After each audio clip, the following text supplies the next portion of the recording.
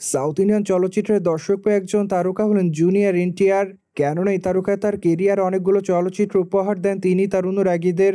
সেখানে অবশ্য তার অভিনয় তার অনুরাগীদের মধ্যে এরই মধ্যে নজর কেড়েছে। তাই তো অবশ্য অল্প সময় অনুরাগীদের মধ্যে আলোচনায়। পায়দো আগামীতে দেবারা চলচ্চিত্র অভিনয় করতে দেখা যাবে এনটিআরকে। সেখানে অবশ্য তার বিপরীতে জাহ্নবী কাপুর অভিনয় করেছেন। মোরওভার আপনারা সকলে জানেন যে জাহ্নবী কাপুর বি ডাউনের আলোচিত একজন তারকা। কেননা এই তারকা তার কেরিয়ার এরই মধ্যে অনেকগুলো চলচ্চিত্র উপহার দেন তিনি তার অনুরাগীদের। সেখানে অবশ্য তার অভিনয় তার অনুরাগীদের মধ্যে নজর কাড়ে। তাই তো এবার বলিউডের গণ্ডি পেরিয়ে এবার দক্ষিণী চলচ্চিত্র অভিনয় করেছেন এই সুন্দরী। মূলত দেবারা চলচ্চিত্রে তিনি তার পছন্দের নায়কের সঙ্গে অভিনয় করেছেন। তাই তো অবশ্য জাহ্নবী কাপুর চলচ্চিত্রটিকে কেন্দ্র করে খুব এক্সাইটেড।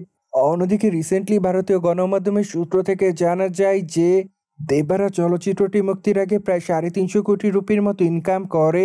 কেননা চলচ্চিত্রের ডিজিটাল এবং ওটিটি রাইটের সঙ্গে চলচ্চিত্রের গান বিক্রি করার মাধ্যমে চলচ্চিত্র নির্মাতারা চলচ্চিত্রের বাজেটের টাকা এরই মধ্যে ইনকাম করে নেয়। মোরওভার আরও ধারণা করা যায় যে চলচ্চিত্রটি বক্স অফিসে মোটা অঙ্কের অর্থ ইনকাম করবে। কেননা চলচ্চিত্রটি মূলত দুটি পর্বে নির্মাণ করা হবে।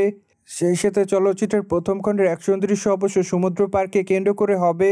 তাই তো ধারণা করা যায় 350 কোটি রুপি বাজেটের চলচ্চিত্রটি বক্স অফিসে মোটা অঙ্কের অর্থ ইনকাম করবে।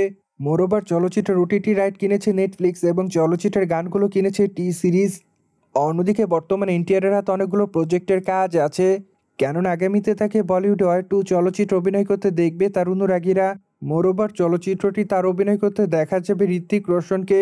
তাই তো অবশ্য তাদের অনুরাগীরা তাদের এই চলচ্চিত্রটির জন্য অপেক্ষায়। সোভিয়েট জেনে তো নিলেন তামিলি তারকা জুনিয়র এনটিআর দেবারা চলচ্চিত্র মুক্তির আগে কত টাকা ইনকাম করে। ফলে এই বিষয়টি নিয়ে কোনো মতামত থাকলে অবশ্যই কমেন্ট বক্সে জানাতে ভুলবেন না।